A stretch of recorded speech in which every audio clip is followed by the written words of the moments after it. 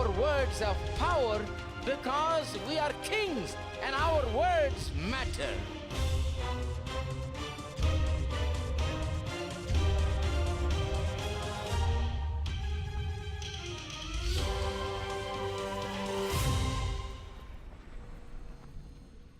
When God made the earth and set it up for man, set up the Garden of Eden for man, God intended that it should be like a mini heaven. It some way should reflect heaven. It must be like heaven, his dwelling place. God wanted his children to live in a place just like he lives in.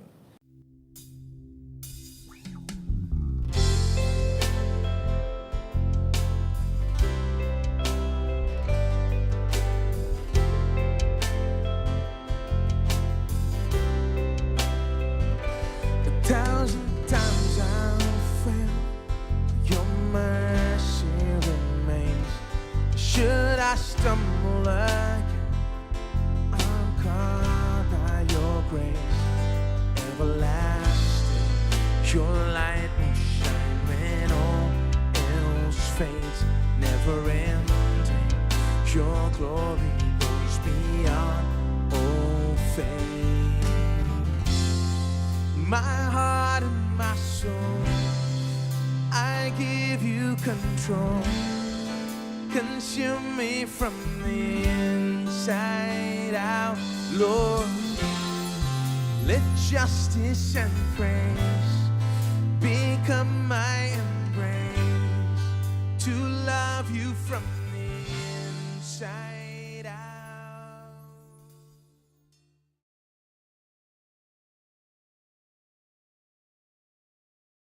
Romans 12, 19 to 21. Beloved, do not avenge yourselves, but rather give place to wrath. For it is written, vengeance is mine, I will repay, says the Lord. Therefore, if your enemy is hungry, feed him. If he is thirsty, give him a drink. For in so doing, you will heap coals of fire on his head. Do not be overcome by evil, but overcome evil with good. Paul, in all his injunctions here in these verses, from verse 9 all the way till the end, he tells us what not to do and what to do. So the most important thing that you should notice is there is a negative and positive. It is not that negative is not important. Negative is important. We need to tell people what not to do. But Christianity is not about a list of don'ts. But Christianity has a lot to do with what we must do.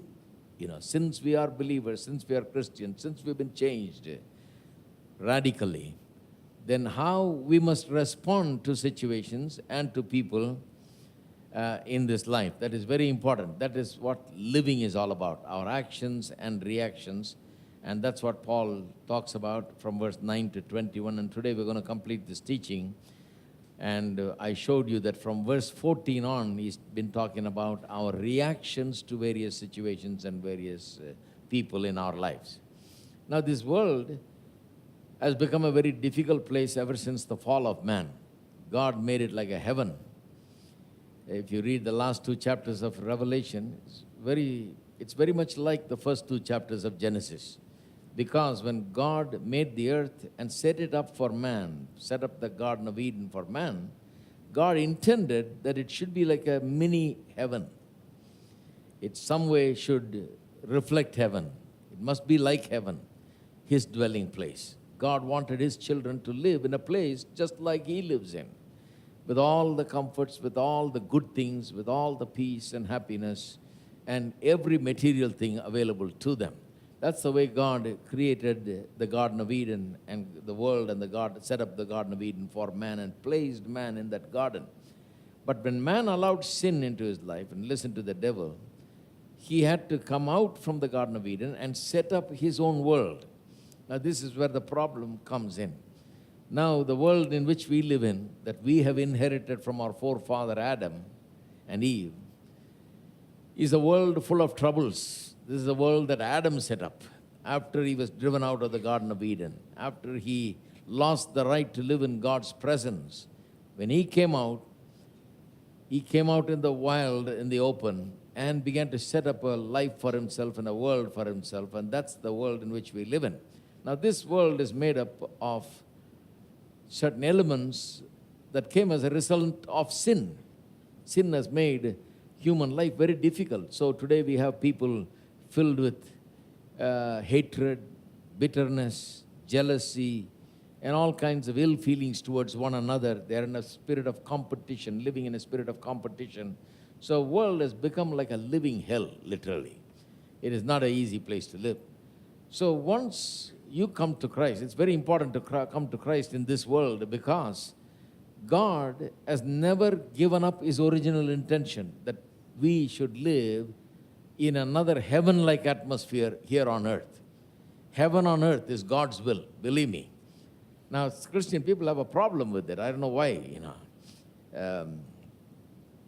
I was preaching in a wedding about, I think I was preaching about prosperity and how to live successfully and prosperously and so on. The preacher sitting next to me in the pulpit there in the wedding, he said, "Here also you preach about prosperity, right?" I said, "Well, here only it's very important," because that young man seemed like he was perturbed by the whole situation that was getting married, He was looking at his wife and this new wife and the future life together and what all he's going to go through. I'm sure he's got a little job paying him a little money. I'm sure he was concerned about a lot of things, the material needs and so on. So I was addressing his thing and I was telling him that God will bless him and they'll make a wonderful family. There's nothing wrong in it, but the preacher seemed to have some objection to it. And he said, "Here also you preach prosperity, But I believe that God's original intention is to put us in a place and give us a life that reflects heaven and its life there. We lost it through the sin of our forefather Adam. But now salvation is meant to bring us back into that kind of life, into that kind of a situation once again, and put us right in the middle of God's will for the best in our life. I have no question about that. I have no doubt in my mind what God wants for human life, that it is the Garden of Eden that still God desires, and it's a good life that God wants for us. There needs to be no doubt about it. But the thing is, the reality is different. Sin has come, therefore the world is a difficult place because people are different. They are filled with this sinful thoughts and sinful nature that makes the world a very difficult place. So one of the things that we need to understand in Christian teaching is how to deal with people, difficult people, who harm us, who do things against us, who act against us and do things that are harmful to us. What must our reaction be as a Christian, as a child of God, as one who has gone through a radical change and having been born again? How should I now live in this world? That's the major question. And Paul is addressing all of that here. So he puts it in the negative and in the positive way. He tells us what not to do and what to do. In verse 19, he talks about, talking about avenging, and says, "Do not avenge yourselves." Don't take it on your hand to avenge yourself. And I showed you why. Because we won't do a good job at it. Because we don't have all the wisdom, all the knowledge. We don't know everything. Plus, we are not fair like God. We are not just like God. So when we do a big blunder, we say it's a small mistake. But when someone else does a small blunder, we call it a big sin worthy of even death, That fire should come down from heaven and consume that person because he has done this. But when we do it or our children do it, it's just a small mistake that everybody fails to understand. Our perspective changes. In that way, we are all biased. Therefore, we are all unfair. If justice is left in our hands, if we are to avenge ourselves for the wrong done to us, if we are to pay back for the wrong done to us, we will invariably be unjust in doing so, and there will be law and order problem here, and there will be terrible difficulty and problem because we will never do it right because we are not at all fit to do that job. So God says, do not avenge yourself. That's verse 19. Leave it to me, he says. God says, leave it to me. I will take care of it. All right? So now Paul has told us what not to do. In the case of avenging, he says, don't take it on your hand. God is a better person to do it. He's all-knowing, all-wise, and all good, and he will do the right thing. Now let's come to verse 20, because 20 talks about what we must do. Don't avenge, but what should we do now? If you're not going to avenge yourself, if you're not going to pay back that fellow who did wrong to you, who harmed you, if you don't have the right in the Christian faith to pay back to him and do what he has done to you and retaliate, then what should I do? Paul answers the question. Listen to this. Therefore, if your enemy is hungry, therefore refers to the fact that God is going to take care of the vengeance. It's his job. Vengeance is mine. I will repay. Therefore, God says, I'll repay. So therefore, if your enemy is hungry, this is what you must do. If your enemy is hungry, feed him. If he is thirsty, give him a drink. For in so doing, you will heap coals of fire on his head. Do not be overcome by evil, but overcome evil with good. Now, don't avenge yourself, but how should I react toward a person who has done harm to me? It says, if your enemy is hungry, feed him. If he's thirsty, give him a drink. Hunger and thirst is only an example that is used here. It doesn't mean only food and water. It is talking about how you should go out to help him in whatever way it is possible for you to positively help the guy who has harmed you, your enemy. Now, this is the Old Testament quote. This is very important to note. These kinds of things are very important these days. Because these days there is a trend generally among Christians. And this trend comes and goes. You know, if you read history, Christian history, you will find that this trend started way back in the first century itself. There were people that said, Old Testament is not for us. We are New Testament Christians. I remember one time I met a fellow who had a New Testament in his pocket. I said, where's the rest of the Bible?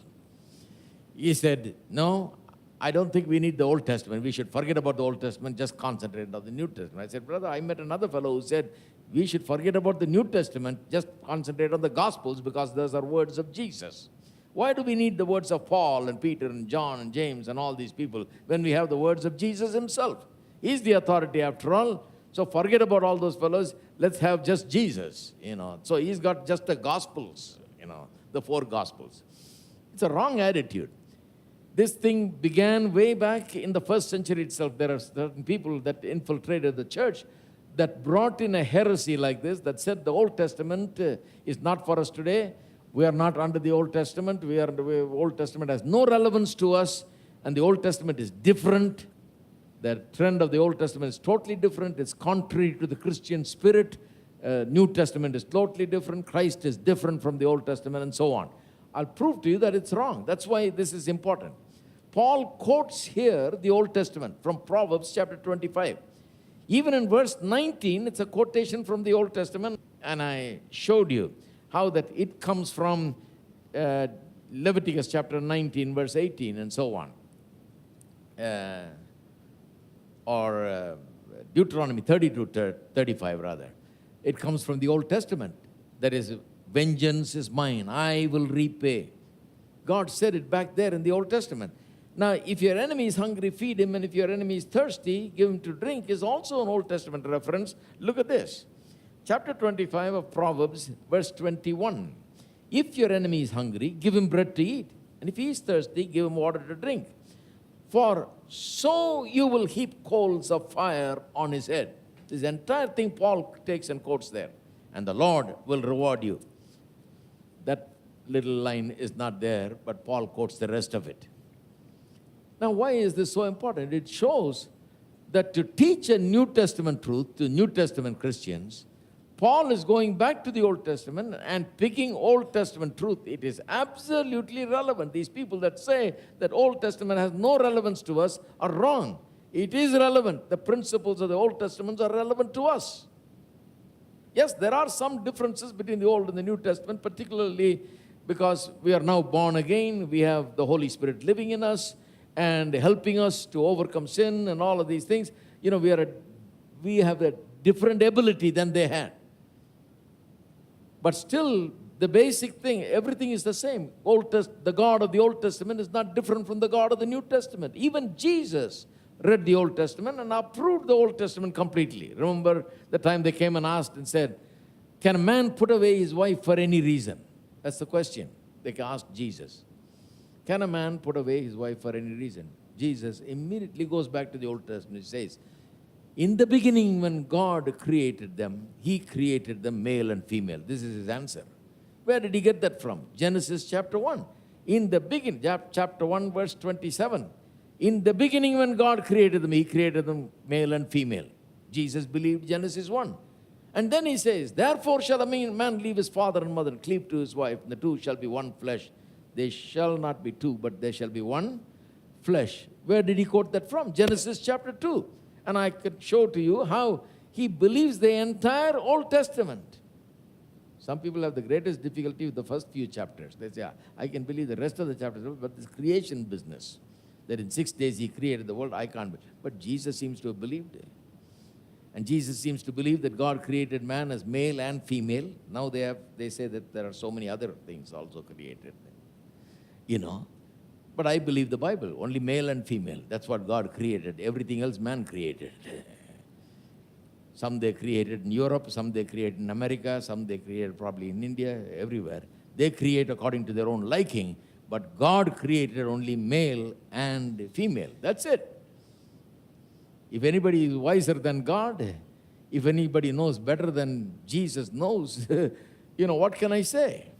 This is the way it is. Jesus takes the Old Testament face value. He believes it. He says, this is it. I believe it because the Old Testament says, because Genesis 1 says, because Genesis 2 says. That is why I need to point this out. This is a quotation from the Old Testament. Paul is teaching New Testament Christians a New Testament truth to born-again believers. He wants to tell them, do not avenge yourself, leave it to God. But what should you do? You should give your enemy food if he's hungry, water if he's thirsty. But by so doing, you will heap coals of fire on his head. This is an absolute Old Testament quotation, totally relevant for us today in the New Testament times. He uses the Old Testament quotation to teach that same truth here. The truth that was taught under the Old Testament, He uses it here in the New Testament to teach us the New Testament truth to the Christians. All right. So, if you think that Old Testament is not preferable, is inferior to the New Testament and all of that, and is not relevant for us, then such a person does not understand the Old Testament and he does not understand the New Testament, you know. How can you reject what Jesus accepted, you know? These are things that you need to keep in mind as you live your Christian life and hear people say things, you know. You got to be very careful because these are things that are very clearly evident in the Scriptures. How many times Paul goes back to the Old Testament and quotes authoritatively. Based on that, he teaches the same truth here in the New Testament. All right. But look at what he says. Give your enemy, if your enemy is hungry, give him food. If he is thirsty, give him to drink. In so doing, you shall heap coals of fire on his head. Now, this is the meaning that many people are waiting to hear, the meaning for this, because we all have people that we wish we could heap coals of fire on their head, you know. I know a few, and you know a few, and oftentimes people ask me, what does this mean, brother? Because they're very anxious to somehow bring fire from heaven and put it on these people's head, because some people really deserve it also by the way they do things, you know. So let me explain the meaning of this thing. A lot of people misunderstand. This is one of the most misunderstood verses in the Scriptures. They misunderstand it in this way. They think if you give your enemy food if he's hungry and drink if he's thirsty, the punishment of your enemy that will come upon him from God will be greater than what you can do for him. There is a tremendous ill feeling in some people towards their enemy. So they say, all right, Bible says give him food, give him drink. If he's hungry, give him something to eat. If he's thirsty, give him to drink. Then God will take care of him. When God gives it to him, he's not going to be able to get up. He's going to break his leg and hands, and he's going to lay him down in his bed for the rest of his life. When God gives it to him. See, people, I've been raised in the Christian circles. What I'm saying is not exaggeration. These are exact words I have heard many Christians and preachers speak in this way. When God gives it to a person, then that person will regret it for the rest of his life. And, God will break his hands and legs and make him sick and kill him also. And what they're saying is, all right, Bible says, if your enemy is hungry, feed him. If your enemy is thirsty, give him to drink. I'm going to do it, but I expect God to kill him. I expect God to bring down fire upon his head and destroy him. Elijah brought fire upon the enemies of God. Certainly that must be God's will. So God will bring down fire. You remember the incidents in New Testament times when during the life of Jesus, they were passing through Samaria. Jesus sent the disciples to find a room for him to stay overnight. For him and the disciples. They went into the town, and because they were Samaritans, these were Jews, there were some racial problems between them. And so they did not even give them a room. They told them to keep walking, no room here for you. You are Jews, keep going to Jerusalem.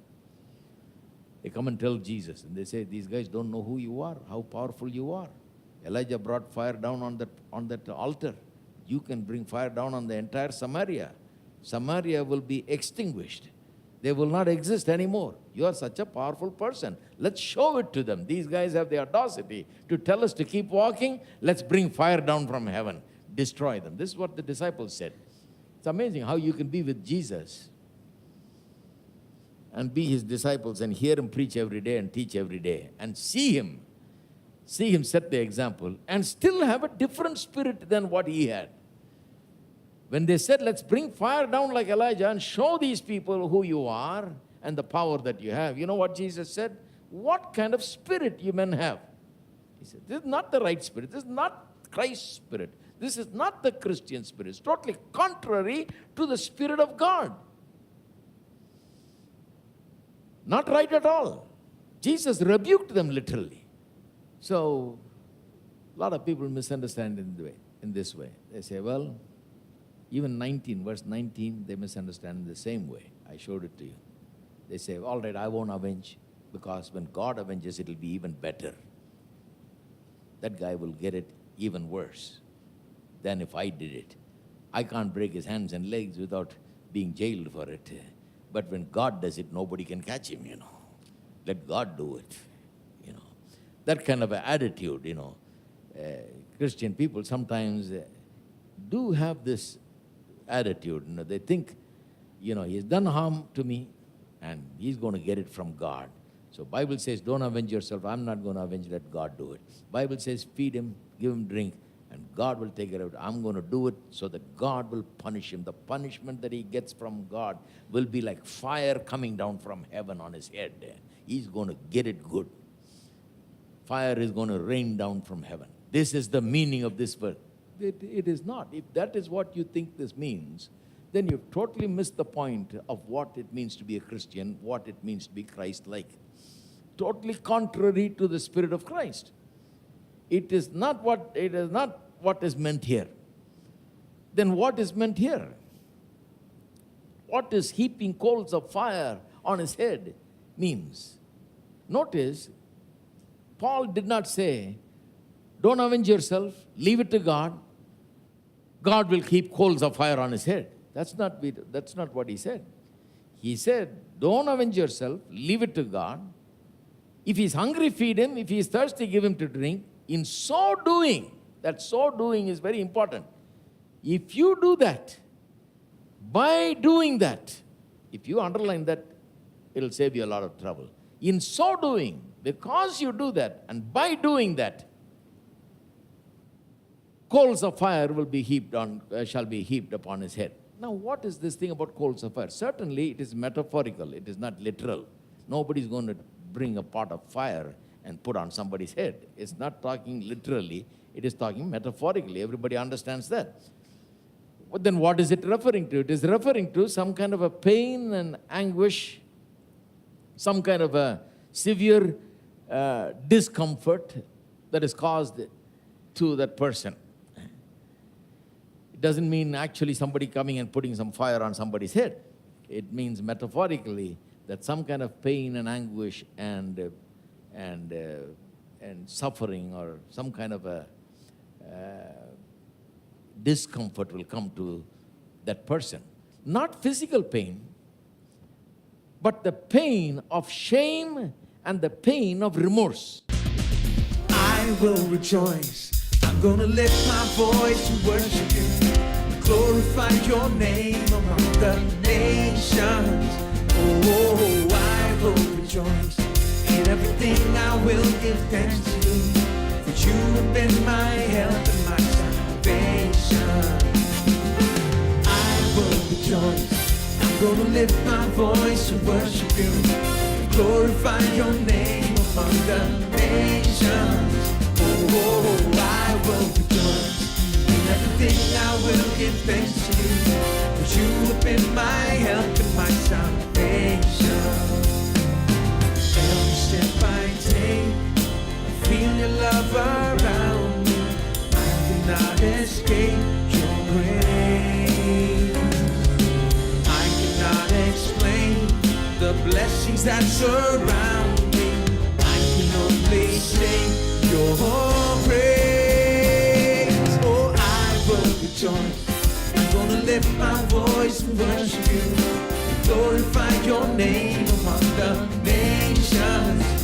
Oh, I will rejoice. In everything I will give thanks to you. You have been my help and my salvation. I will rejoice. I'm gonna lift my voice and worship you. Glorify your name among the nations. Oh, I will rejoice. In everything I will give thanks to you. That you have been my help and my salvation. I made a choice to offer up thanksgiving, lifting up your holy name. I will lift my voice, come before you singing with sacrifice of praise. So I will rejoice. I'm gonna lift my voice and worship you and glorify your name among the nations. Oh, I will rejoice. In everything I will give thanks to you. That you have been my help and my salvation. Everybody, oh, I will rejoice. I'm gonna lift my voice and worship you. Glorify your name among the nations. Oh, I will rejoice. In everything I will give thanks to you. That you have been my help and my salvation. You've been my help and my salvation.